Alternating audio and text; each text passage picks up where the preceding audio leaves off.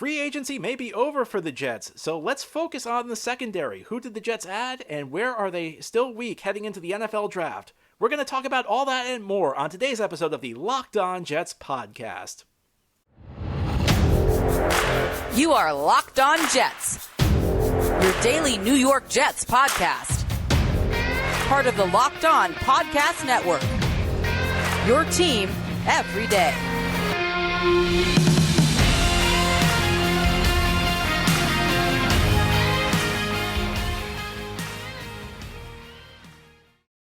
Welcome. This is the Locked On Jets podcast, part of the Locked On Podcast Network, your team every day. And it's Monday, March 21st, 2021. I'm your host, John B. from GangreneNation.com. Thanking you for making this show your first listen or your first watch every day. We are free and available on all platforms, including YouTube. If you like what you see or hear, hit that subscribe button and you'll never miss an episode. If you're watching on YouTube, please give this episode a thumbs up. It helps the channel out and it helps other Jets fans find Locked On Jets. Our episode today is brought to you by BetOnline. BetOnline has you covered this season with more props, odds, and lines than ever before. BetOnline, where the game starts. Well, it was an eventful first few days of free agency for the New York Jets, but things really began to slow down near the end of the week. If you're looking at salary cap projections, it kind of seems like the Jets are near the end of their spending. You could see a few more moves, a few depth moves, but more or less we kind of have an idea of who the Jets have added in free agency. So the attention is going to begin to turn to the draft. And we'll start talking more and more about draft prospects in the weeks ahead. We'll bring back the Prospect Friday series this week. But before we get into that, I kind of want to take stock of where the roster stands now. Before the beginning of free agency, I kind of did a position-by-position review where the Jets stood, where the big needs are. And I want to do that again now. Now that we're done with free agency and looking into the draft, I want to go back through the positions to take a look at where things currently stand. And I'm going to do this in reverse order. I began the last time we did this talking about the offense first. Today we're going to go to the defensive side of the ball. And I'm going to begin by talking about the cornerback position. This was a position that clearly was a weakness for the Jets heading into the offseason. And it was a position that was a big question mark heading into the 2021 season because the Jets really did not have anything in the way of experience at the position. And beyond that, it's one thing to not have experience. It's another to not have draft pedigree. If you don't have guys with veteran experience, then maybe you have like a guy who's a first or a second round pick, a high-end prospect. The Jets had none of those. They had Bryce Hall, who in 2020 could have been conceivably in a different scenario, could have been maybe a day 2 pick, but he went in the 5th round. So the Jets were really rolling the dice on youth in the secondary, and the results were very up and down, I think, in 2021. I think Bryce Hall ended up being a guy who looks like a keeper. I think there were points where Brandon Echols looked okay. I think Michael Carter II is a guy who could be a long-term solution at the slot corner position. I'm actually higher on Michael Carter II than a lot of people are.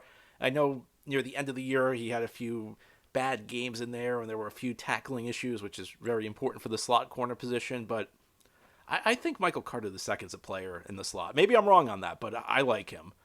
So we entered the offseason. The Jets kind of had a need. I felt like the need was at number 1 corner because Bryce Hall was the best corner on the team, and if Bryce Hall's your best corner, I don't want to dismiss his potential, but I'm not sure this is a guy who really is kind of like a number 1 type corner in this league, at least if you want to have a good defense. Even in a defense where, like the Jets, where theoretically they were kind of trying to de-emphasize the corner position, I kind of felt like they needed to upgrade the spot. And they made a very interesting signing in DJ Reid, a signing that I really like. I think of the offseason signings in free agency, the top 2 were DJ Reid and Laken Tomlinson. And I think in both situations, they kind of turned what was an area of great need into an area where you're now above average. I think DJ Reid's a very good corner, guy with experience with Robert Saleh, although when he played under Saleh, he actually played in the slot quite a bit, and I think the Jets were signing him to be an outside corner, which was the role he really succeeded in with Seattle. And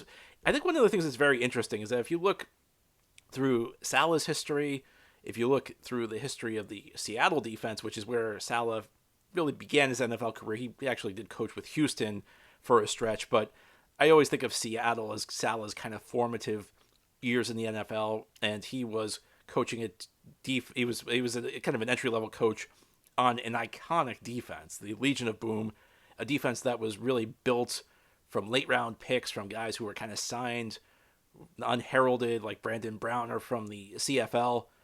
And they had a very specific model they wanted. They wanted guys with length. They wanted guys with long arms, guys who could press. It was not necessarily solely based on speed. And that's what makes DJ Reid so interesting. Because not only does he go against the mold of what Saleh typically wants in a corner, but he's coming from Seattle, which was kind of the template for what Saleh wanted, and he kind of went against the Seattle mold because he's smaller, he's 5'9", but he gets the job done. And there is a tradition in the NFL, and the Jets actually have a tradition of maybe some smaller corners who get the job done. Aaron Glenn was a great corner for the Jets for a very long time before they lost him in the expansion draft to the Houston Texans back in 2002. Now he's an up-and-coming star as a coach.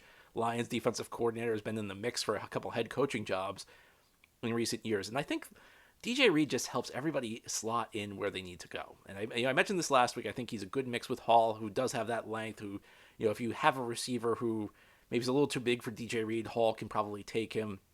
And sometimes you want to be able to mix and match. It's not always 1 versus 2. It's what type of style do you want your corner to face. Back when the Jets had Darrelle Revis and Antonio Cromartie, it wasn't always a situation where Revis took the best receiver on the other team.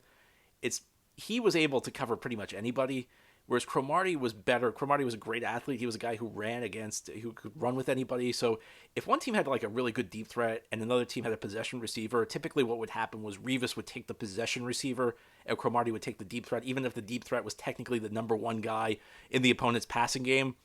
And I don't think it's the exact same situation here because the skill sets are different, but if there happens to be a guy who's a little bit too big maybe for DJ, and he plays bigger than his size, don't get me wrong. I mean, I don't know that there are going to be a lot of guys where that's like, then maybe that's a situation where Hall takes that guy.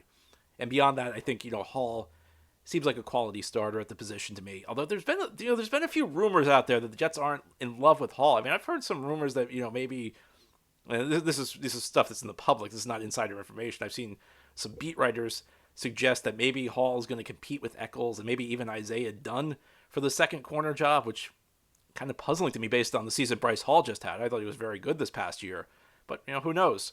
In any event, I think everybody kind of slots into their proper role. You've got DJ Reid, who I think is a competent number one corner. I don't know if DJ Reid's an all-pro, but he's a number one corner. When you have a number one corner, it changes things on the defense. It makes your defense a lot easier to run. And another thing you have to remember is that this Jets defense, you say it's a zone defense. They're just kind of two different schemes on defense. They have like their first and second down scheme where you're seeing a lot of zone. And then they have their third down scheme where they blitz a lot. And it's a lot more man-to-man. You got to have corners who can play man. So you kind of have to have guys who can do it all. And maybe that changes this year with Carl Lawson back and maybe with the Jets drafting somebody early on the defensive line. Was it a case where they were blitzing on third down last year out of necessity? I mean, I don't know. But DJ Reid, when you have a guy who can cover, when you have a couple guys who can cover, in DJ Reid and Bryce Hall, I think it makes it a little bit easier for your defense to run. You've got Michael Carter II in the slot, who again I like. Your mileage may vary on how much you like Michael Carter II. I happen to like him. I happen to think for a 5th round rookie, he did very well last year. And slot corner is one of those spots. It's not really valued in the NFL. It's probably undervalued in the NFL because your slot corner is really a starter. You look across the league, at most for almost every team, the dominant personnel grouping is 1 running back, 1 tight end, 3 receivers. Every team in the NFL ran the most plays last year except for Miami, ran the most plays out of the personnel grouping with, again, 1 running back, 1 tight end, 3 receivers. That means you have 3 starting corners. And the slots become a position where teams put guys they think are mismatches. So the NFL, for whatever reason, teams don't want to dedicate premium resources to the slot, but that also means if you look across the league, some of the great slot corners are guys who were kind of late-round picks or undrafted free agents. I mean, Jets had a guy, Brian Poole, who was excellent for 2 years, who they got for practically nothing, and a guy who was an undrafted free agent. So even though Michael Carter II doesn't have that great draft pedigree as a day 3 pick, he's still a guy who could conceivably be in the mix going forward, and I think a guy who's pretty good. And then you look at the depth. I mean, you've got Brandon Eccles, who to me, and even though I think he's got a pretty large fan base among Jets fans, a guy to me who's more of a backup and maybe a pretty good backup. And, we're talking day 3 picks here. if he's a good backup who can, get you through 2 to 3 games if you suffer a medium-term injury, that's well worth the day 3 pick. That's well worth a late round pick. And I think like maybe he's a little overrated because he had that one interception against Miami. Sometimes like those interceptions stick in your mind. Jets had this guy who played safety for years, Antonio Allen, who had an interception on Tom Brady that he took back for a touchdown. And for years, I feel like people insisted that he was a good player because of that one play. He really was just kind of okay. He was kind of a backup level player. But Brandon Knuckles, I think, as a backup, to me, that's probably more aligned with his skill set. A guy you maybe can use to get you by for a couple of games. And then beyond that, you have Javelin Guidry, who the Jets are bringing back. A guy who can, again, play a little bit inside, but also held up decently on the outside. Another case of an exception to the rule, because he's kind of an undersized guy who profiles more as a slot corner. Played a couple games on the outside this year now. Got destroyed by Stephon Diggs. The Jets can't leave a backup corner on Stephon Diggs the way the Jets did this past season. But Javelin Guidry is like your number 5 corner who can play a little inside, play a little outside. That's not bad.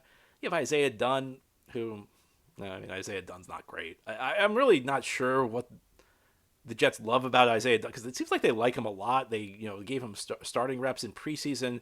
Last year they kind of gave him an undrafted free agent rookie contract or undrafted free agent contract record signing bonus. So they seem to see something in Isaiah Dunn, which I'm not sure is really there. But you look at this group now, heading into last year, big need. Heading into the offseason, big need. Now, not such a need. I think the Jets have done a pretty good job at the corner position. So clearly an upgrade there. But corner's not the only position in the secondary the Jets have upgraded. The safety position has improved quite a bit in this offseason, in my opinion, and I'll explain to you the moves the Jets have made and why they make sense ahead on this Monday episode of the Locked On Jets podcast. I just mentioned how the cornerback position has improved. I think Joe Douglas does a good job by signing DJ Reid, and I think he should reward himself with a Built Bar. Built Bar is the best tasting protein bar on the market. These are protein bars, but they do not taste like them. They taste like candy bars because all bars are covered in 100% real chocolate. And there are so many delicious flavors to choose from. You got mint brownie, you got coconut almond, and you also have white chocolate cookies and cream for this month. They're all delicious, and new flavors are coming out all the time. If they think a flavor might be good at Built Bar, they'll make it. It will be delicious, and it will be good for you because most Built Bars contain 130 calories, 4 grams of sugar, 4 net carbs, and 17 grams of protein. You can compare that to a candy bar, which usually has around 240 calories, 30 grams of sugar, and dozens of net carbs. So go check out the Built Bar for you. Go to Built.com. You can see all their delicious flavors, and you can buy Built Bars. Again, that's Built.com, Built.com. Thanks for making Locked On Jets your first listen every day, and make sure you're following Locked On NFL. Locked On experts covering the latest stories around the NFL every Monday through Friday in less than 30 minutes. It's free and available wherever you get your podcasts. Now, today on Locked On Jets, we're talking about the moves the Jets made in free agency, and our focus is on the secondary. In the first segment, I talked about the cornerback position, a big signing the Jets made. Now let's talk about safety. And if you've been following the show through the offseason, you know that I was very passionate about the Jets potentially getting Marcus Williams from the Saints, and it did not work out. It did not really sound like the Jets really had a shot at it. It sounded like they kind of wanted him, but Williams just wasn't interested in coming to the Jets. So they kind of pivoted and signed Jordan Whitehead from the Tampa Bay Buccaneers. That was not the only move, however. They also brought back Lamarcus Joyner on a 1-year deal, a pretty inexpensive deal. Joyner was a guy they had high hopes for last year and got injured in the first half of the first game and missed the rest of the season. So you don't really know what you're getting out of Lamarcus Joyner. He's in his 30s too, which makes it tough. But I think looking back, the more I think about this, and I researched this over the weekend, I've said this many times, and I almost wonder whether I've been wondering, like, have I been too hard on Ashton Davis, who got a lot of playing time last year, was a third-round pick out of California in 2020, and I've been very critical of him, and I've been thinking, like, why am I so critical of this guy? And then I actually did some research over the weekend, and I found something that was very interesting about the Jets' run defense last year. The Jets allowed 9 runs of 30 yards or more. That's the most in the NFL. And listen, that's not good, because I actually looked at this, and this is an article I'm going to write this week at gangrenation.com. we have this idea that like a good running game means you're constantly churning out like 8, 9, 7, 11-yard runs. If you look at like the non-30-yard runs in the NFL, the worst defense, if you take out the 30-yard runs, the worst defense is averaging 4.4 yards per carry, which is just a little over the league average per run. League average per run this year was around 4.2, 4.3. So if you take out all the 30-yard runs, even the worst run defense in the league is pretty good. And this includes big runs. This includes like a 20-yard run. This includes all the 29-yard runs they gave up, the 25-yard runs. So we think of like successful running backs as guys who are constantly churning out those 5-6-yard runs. Really, what the running game's all about are those home runs. And no team allowed more than the Jets this past year. They allowed the most yards on 30-yard runs in the league, 9. They gave up 9 30-yard runs. On 5 of those plays, Ashton Davis was responsible for preventing the play from becoming a catastrophe and either ran himself into a block or whiffed on a tackle or took a horrible angle and turned what would have been a decent run into an absolute catastrophe 5 times. There was a 6th one where he had a chance of making a tackle, which I didn't really put it on him. But that's 5 out of 9. There are only 7 teams in the entire NFL in 2021 who allowed 5 runs of 30 yards or more.